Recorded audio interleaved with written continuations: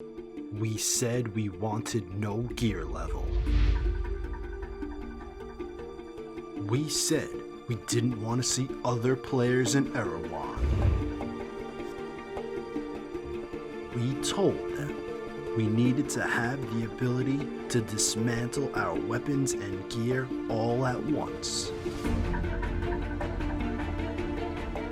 We told them the base jumping ability needed to be reworked. We told them, and we told them, and we told them, and we kept telling them. This, and this, and this, and this, and this. And after everything we told them,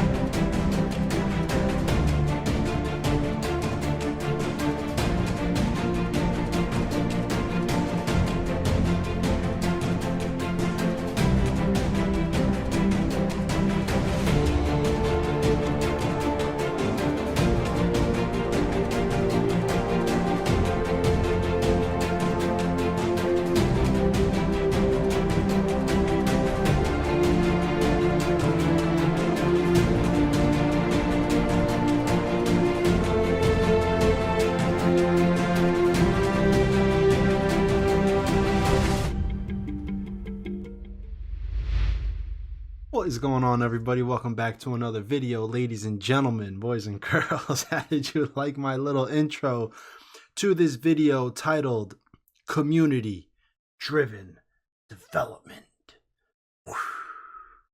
That is right, ladies and gentlemen. With what Ubisoft has tried to do with Delta Company, from what I know, with Delta Company feeding them the information of what the community is saying, I think it's time that we have a conversation, a serious conversation in 2020 about not only Ubisoft.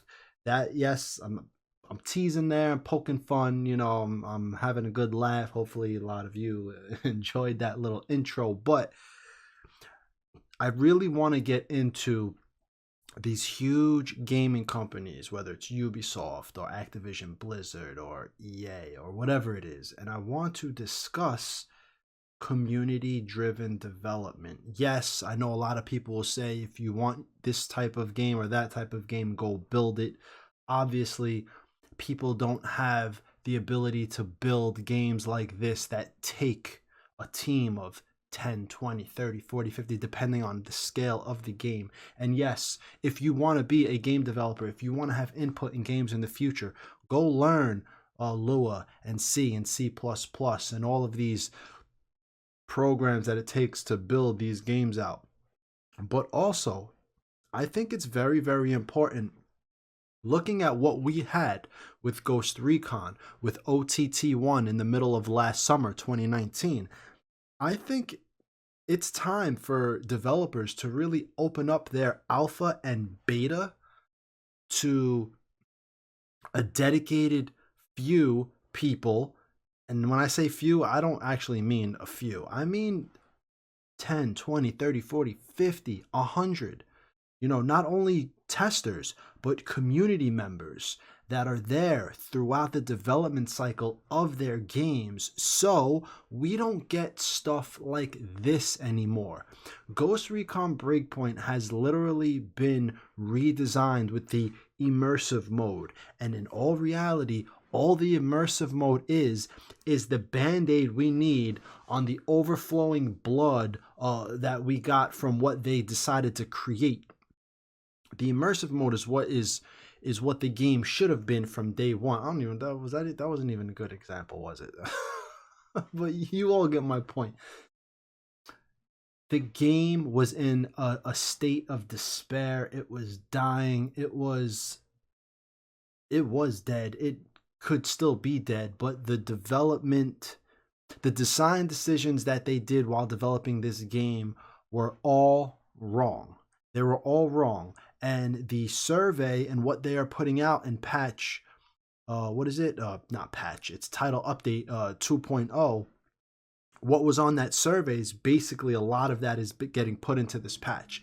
And this goes to show that although these brilliant, brilliant people who can come together under the Ubisoft umbrella and can create amazing games and their motion captures and everything that they do to put the game on our computers and on our consoles it's amazing.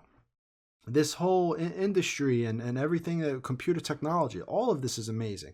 And I understand that this is really, really tough work, but these are the design decisions that are going into these games. You're making people work twice as hard.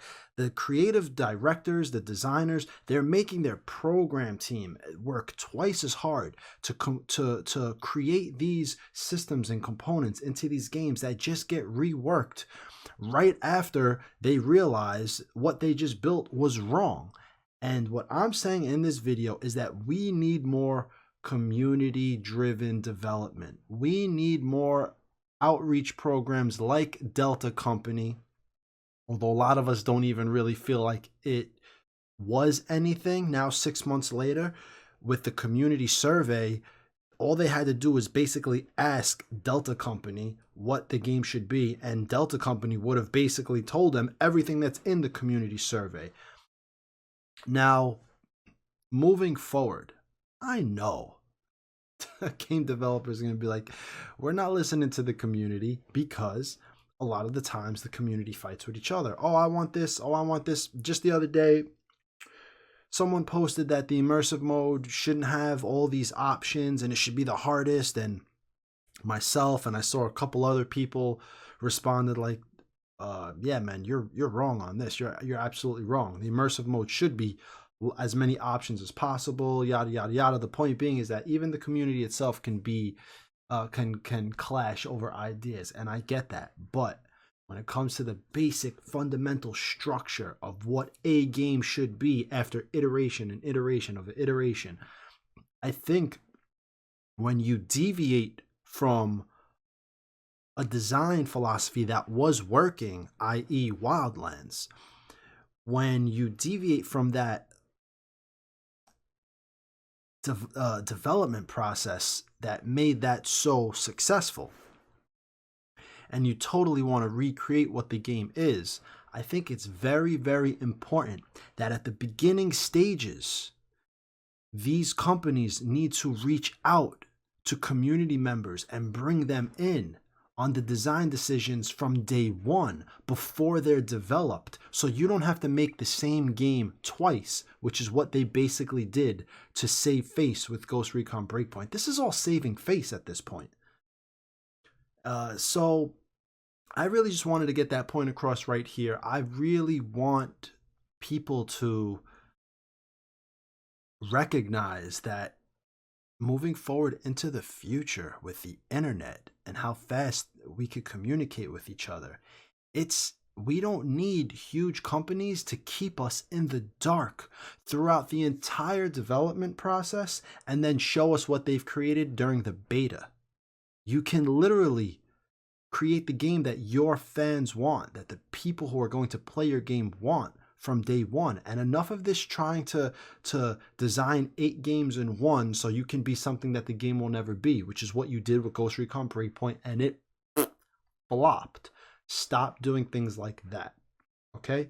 Ubisoft, you don't need to do things like that. Other game developers, with anyone who might have clicked on this and is just listening for the hell of it, whatever game you're playing that has deviated from, an older version of that game, same thing. These companies need to have more outreach programs. They need to have more community driven development, so the games that they create and develop are on par to what we want to play and what we want to purchase. And that's it. That's all I wanted to get across today. That's all I wanted to talk about. I'm sure I could keep going, but that's enough for right now. You know how it is. You keep going off at the mouth, and then before you know it, you got a 15-20 minute video. So I'm gonna end it here, probably make myself a little food, eat something.